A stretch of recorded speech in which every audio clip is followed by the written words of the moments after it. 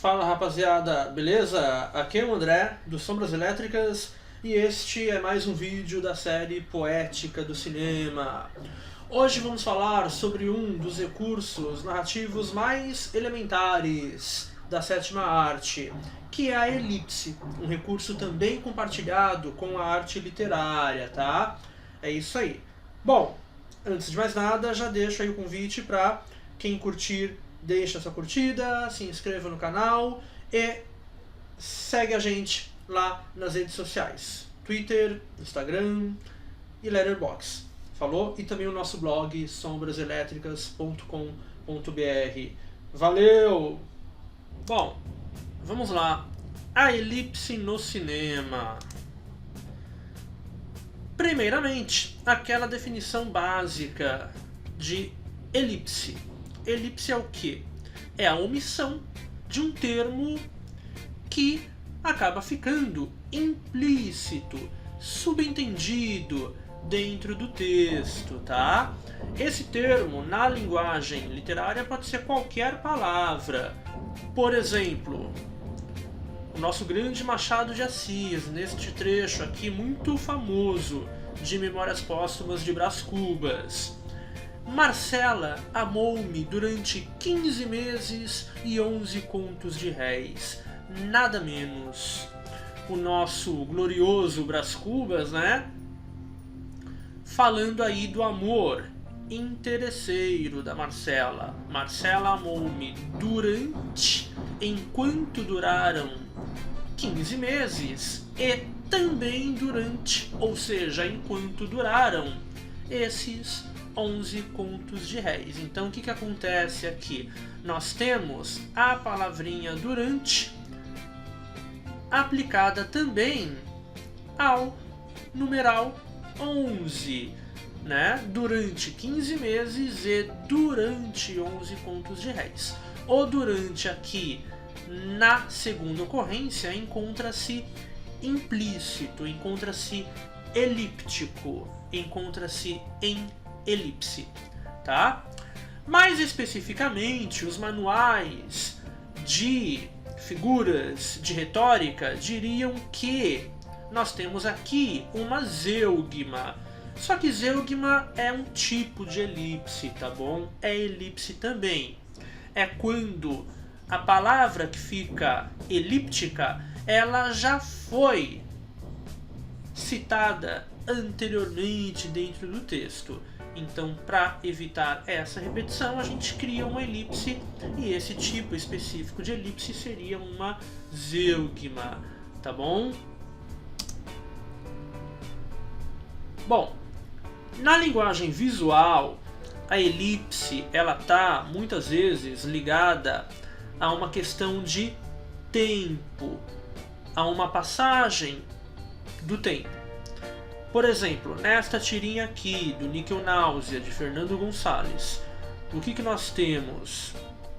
Uma mulher, presumivelmente assistente do mágico, do ilusionista, entrando dentro da cartola, e ela leva um tempo para fazer isso, né? Nós temos nos primeiros 3 quadrinhos a representação dessa passagem gradativa do tempo que leva para a mulher entrar completamente dentro da cartola. E aí no 4º quadrinho, o que a gente tem? A imagem da cartola, sozinha, ali. O que isso significa? O que isso está procurando representar? Que o tempo está se passando. Quer dizer, ela entrou dentro da cartola e está lá dentro faz um tempo. E aí no 5º e último quadrinho nós vemos um coelho saindo com uma expressão meio marota na face, fumando um cigarrinho. Qual é o implícito que a gente tem aqui? O implícito é que o coelho e a assistente do mágico entraram em relações sexuais dentro da cartola, e o 4º quadrinho representa justamente o tempo que essa relação levou para acontecer, né? E aí no último quadrinho nós temos o coelho saindo para fumar um cigarrinho, segundo, né, ativando aqui o nosso conhecimento de mundo. existe essa representação, né? Esse clichê de, após o sexo, as pessoas fumarem um cigarrinho em sinal de satisfação, para descansar, enfim. Bom, aparece explicitamente a relação amorosa entre a assistente e o coelho? Não aparece. Essa relação está elíptica, ok? Bom, e no cinema, como é que a elipse costuma aparecer? A gente tem, primeiramente, o Marcel Martin, o velho Marcel Martin, que define 3 formas diferentes para a elipse cinematográfica.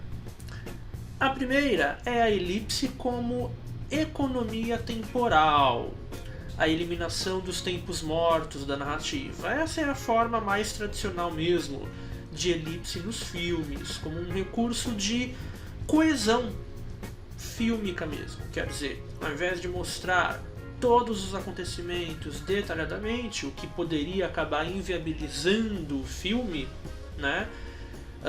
Se formos pensar em um longa-metragem de 1h30, 2 horas, então alguns tempos são cortados, algumas ações são eliminadas, mas elas ficam subentendidas. Quer dizer, quando um personagem sai de um lugar e fecha a porta para se dirigir a outro lugar, e aí na cena seguinte, quer dizer, ele fecha a porta, há um corte, e na cena seguinte nós já vemos esse mesmo personagem abrindo a porta do lugar de destino. Quer dizer, o caminho que ele percorreu não foi mostrado, encontra-se elíptico. Daí, mais uma vez, a elipse ligada a uma questão temporal, né? Então, nós temos aí a eliminação de um tempo, tá? Um resumo temporal, digamos assim. Segunda forma, a elipse por razões dramáticas. Aqui a gente já não tem mais uma questão de tempo, tá? Essa elipse ela pode ajudar a criar um suspense, por exemplo, quando nós vemos dentro de um filme um homicídio cometido por um assassino cuja identidade a gente não conhece. Então ficamos na expectativa em saber quem é esse matador. Ou então a elipse para ajudar a criar uma atmosfera, um clima, um tom do filme.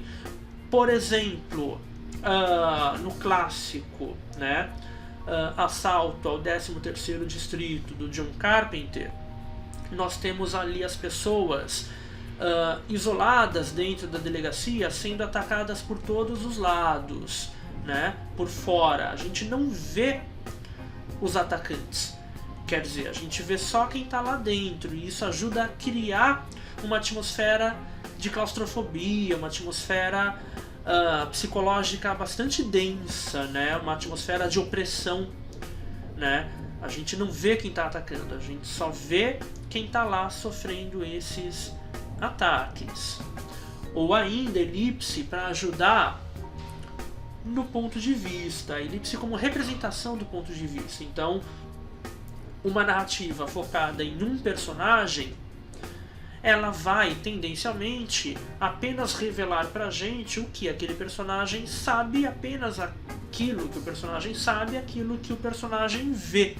O que ele não conhece, o que ele não vê, fica elíptico. Quer dizer, são coisas que também estão acontecendo, mas que estão elípticas porque a câmera, o filme está assumindo o ponto de vista daquele personagem específico.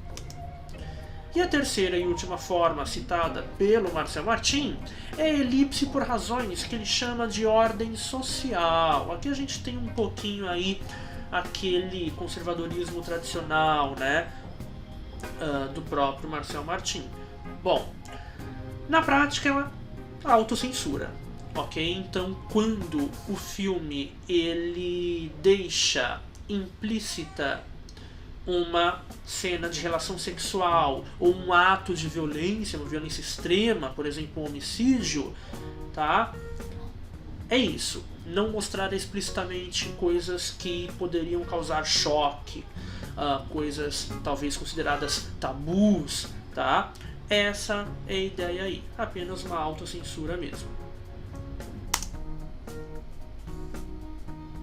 Bom, Gerard Genette, a partir da teoria literária, ele vai definir o conceito de paralipse como um tipo específico de elipse, uma elipse que ele chama de lateral, ou seja, quando um acontecimento simultâneo é mantido nas entrelinhas. Então aqui a gente já não tem mais aquela elipse usada para economizar a narrativa, né? Para mostrar que passou-se um tempo, mas a gente não vai mostrar em detalhes esse tempo, esse acontecimento transcorrendo. Não. Aqui a gente tem um acontecimento no momento presente, mas que parte desse acontecimento ou algum outro acontecimento paralelo a ele não será revelado, será mantido elíptico, ok? Michel Chion, em Roteiro de Cinema, já que dentro de uma perspectiva propriamente cinematográfica, ele vai pegar emprestado o conceito do Genette e vai definir paralipse como os implícitos em uma narrativa que é feita sob ponto de vista de algum personagem ou sob um ponto de vista onisciente. Então, no geral, isso significa o quê? Que aquilo que o personagem não sabe, o filme não irá mostrar pra gente. Será mantido elíptico, tá? E o pesquisador Carlos Gervasi, pesquisador brasileiro, em um artigo acadêmico, ele vai entender duas formas de elipse.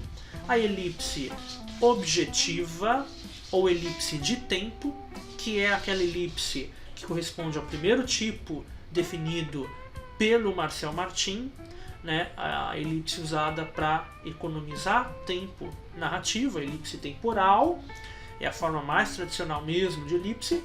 E, em segundo lugar, a elipse subjetiva, ou elipse de conhecimento, que corresponde exatamente à paralipse, tá?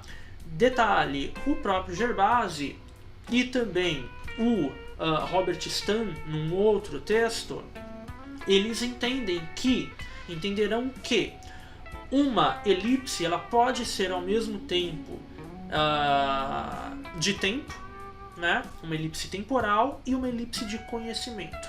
Ao mesmo tempo uma elipse tradicional e ao mesmo tempo uma paralipse. Isso a gente vai ver nos exemplos daqui a pouquinho de filmes que vamos analisar, ok? Bom, primeiramente, vamos ver O Trágico Amanhecer, de Marcel Carné, clássico do cinema francês.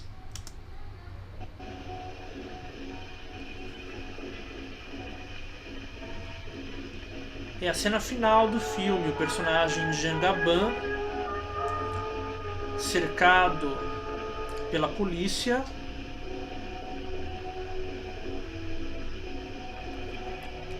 pensa em se suicidar.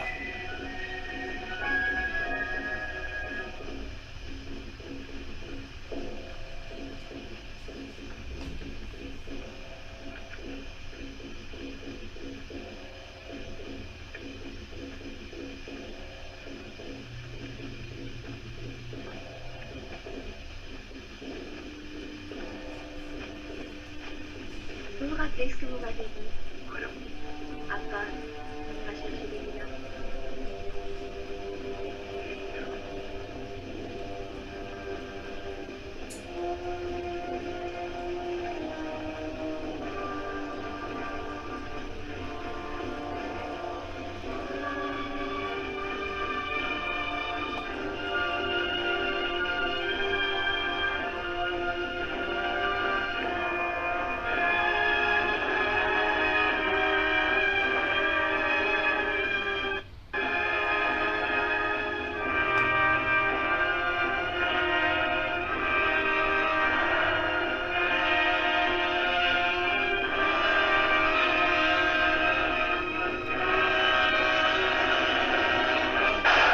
nós não vemos o tiro. O suicídio, efetivamente, ele fica elíptico.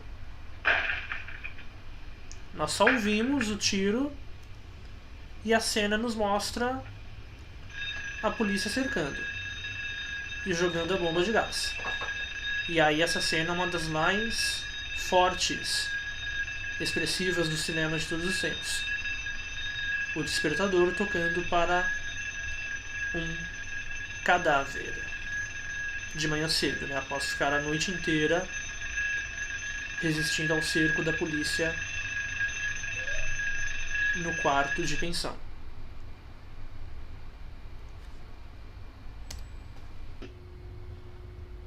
Segundo exemplo nosso, Zero Motivation, uma comédia israelense de 2014. Nós temos essa personagem que, após uma desilusão amorosa, nós a vemos no banheiro, aparentemente tentando remover uma tatuagem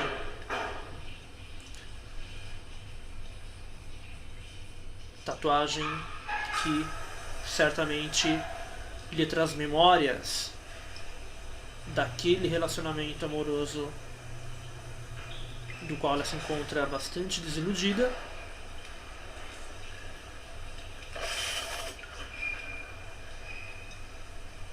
É uma comédia dramática esse filme, na verdade. Isso durante a madrugada. Agora aqui já temos uma elipse temporal, né? Manhã seguinte, nós não vemos o final do ato, né, desse ato de se cortar da menina. Só que agora vemos, olha, sinais. Uma trilha de sangue no chão. As companheiras dela do exército, né? É um grupo de garotas que prestam um serviço militar em Israel.